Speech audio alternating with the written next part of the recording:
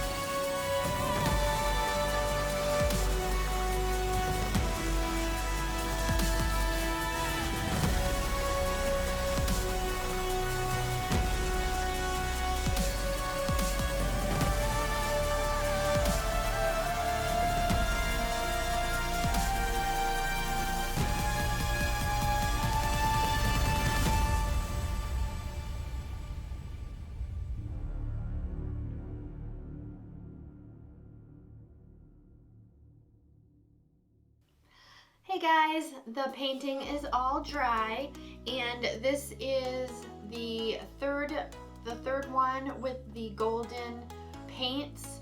This is the one that I used my pouring medium, which is Liquitex, Floetrol, and water, and you can really see the difference.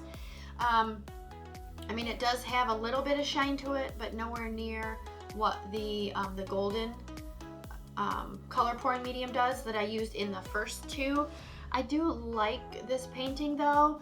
It reminds me of a couple different things, kind of like the Aurora Borealis, I think that one, and also there's like the sky, and then down here is some water, and there's like a ripple effect, like a reflection also in the water. I'm not sure if you guys can see that ripple like from the stainless steel course that I added to this.